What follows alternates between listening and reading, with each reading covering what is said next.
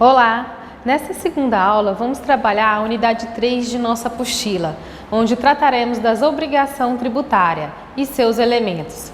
Ainda nesta unidade entenderemos sobre a competência tributária. Assim, nos termos do artigo 113 do Código Tributário Nacional, a obrigação pode ser principal ou acessória. A obrigação principal surge com a ocorrência do fato gerador, que tem por objetivo o pagamento do tributo ou a penalidade pecuniária e finaliza com o crédito dela decorrente. A obrigação acessória decorre da legislação tributária e tem por objeto as prestações positivas ou negativas, sem conteúdo pecuniário. A exemplo, podemos citar o imposto de renda, que o pagamento do tributo é uma obrigação principal, já o envio da declaração é uma obrigação acessória. Outro exemplo, temos o ICMS de uma determinada empresa, que tem como obrigação principal o pagamento do tributo. Já a obrigação acessória será a informação da composição de tal valor repassado, através da GIAN. Bem, pessoal, vamos agora analisar os elementos composto pelo fato gerador, sujeito ativo, sujeito passivo, base de cálculo e a alíquota. O fato gerador da obrigação principal é a situação definida em lei como necessária e suficiente para sua ocorrência. Por exemplo, o fato gerador do IPVA é a propriedade do veículo automotor. O fato gerador da obrigação acessória é aquela situação que, na forma da legislação aplicável, impõe a prática, que não configure obrigação principal. O sujeito ativo é o Estado, titular da competência para exigir o seu cumprimento. O sujeito passivo é o contribuinte ou responsável. A base de cálculo é a grandeza econômica sobre a qual se aplica a alíquota, para calcular a quantia a ser paga. A exemplo, temos o ISS das empresas. A alíquota é o percentual ou valor fixo que será aplicado sobre a base de cálculo para compor o valor do tributo. Em regra, são fixados por lei ordinária federal, estadual e municipal. Para melhor compreensão, postei em nossa plataforma a tabela de alíquota referente às operações interestaduais de ICMS. Nossa Constituição atribui competências para que o ente da federação possa instituir tributos, observando o princípio da legalidade. Vejamos agora os impostos que podem ser instituídos e cobrados por meio de cada ente da federação. Impostos da União. Estão previstos nos artigos 153 e 154 da Constituição Federal. O imposto de importação de produtos estrangeiros, também conhecido como tarifa aduaneira, tem a função de imposto regulatório e sua função é extrafiscal. Tem como fato gerador a entrada do produto em território nacional e que irá permanecer de forma definitiva no país. Previsto também no Código Tributário Nacional, em seu artigo 21. Imposto de exportação para o exterior de produtos nacionais ou nacionalizados é o imposto regulatório, com a função extrafiscal. O fato gerador é a saída do produto para outro país, através da expedição da guia de exportação, também estabelecido no Código Tributário Nacional, em seu artigo 23. O imposto de renda e proventos de qualquer natureza utilizado como instrumento para a distribuição de renda. Com a função fiscal, é considerado uma das principais fontes de tributação da União. Sua previsão está no Código Tributário Nacional, no artigo 43. De acordo com a tabela progressiva informada pela Receita Federal aos contribuintes, é estabelecida a base de cálculo mensal e as alíquotas para a dedução do imposto para as pessoas físicas. Disponibilizei também essa tabela na nossa plataforma para vocês se familiarizar. O IPI, Imposto de Produtos Industrializados.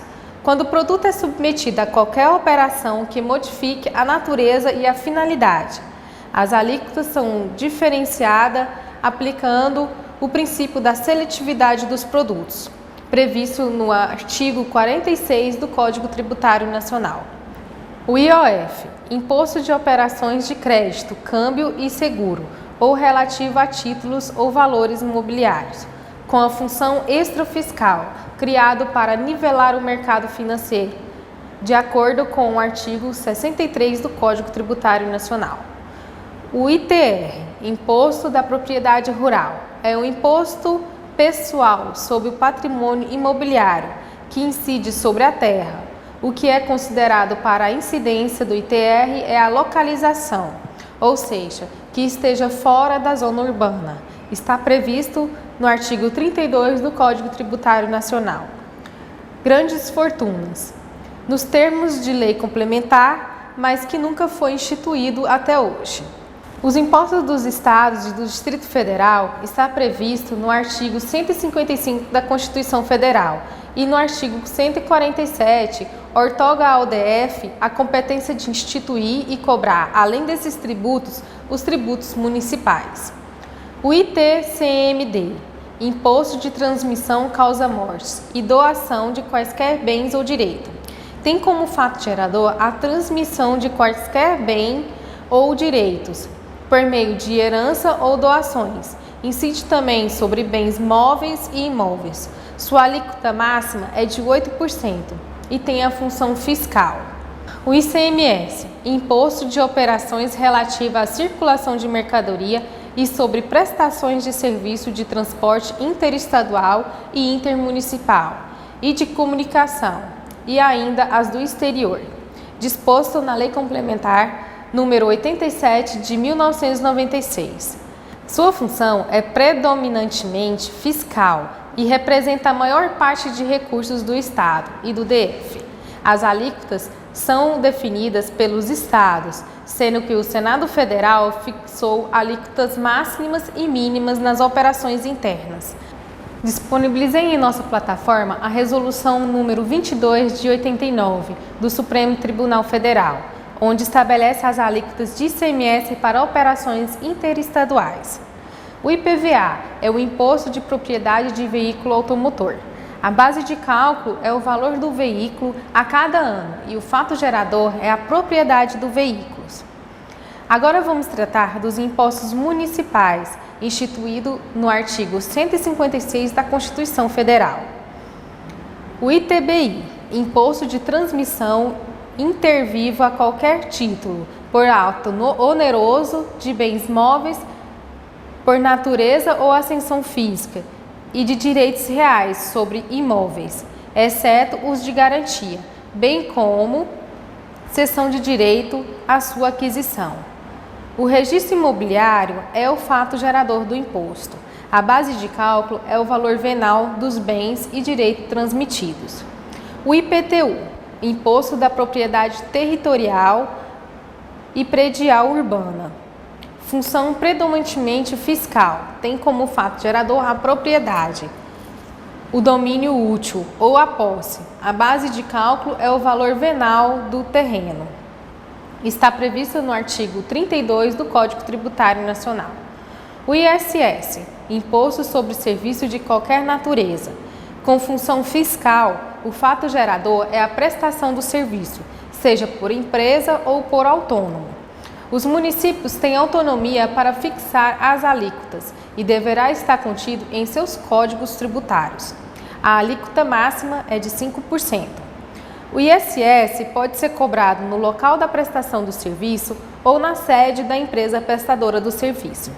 Assim, conforme a Lei Complementar número 116 de 2003, estabelece quanto à hipótese de incidência e ao recolhimento do ISS, onde seu artigo 3º, nos incisos 1 a 22, dispõe quanto ao repasse do serviço. Em nossa plataforma, disponibilizei essa lei complementar para que vocês possam conhecer os tipos de serviço. Bom, alunos, aqui finalizamos esta aula e desejo a todos sucesso. Em caso de dúvidas sobre o conteúdo aqui exposto, você pode estar enviando sua pergunta através da plataforma Moodle. Muito obrigada e até a próxima aula.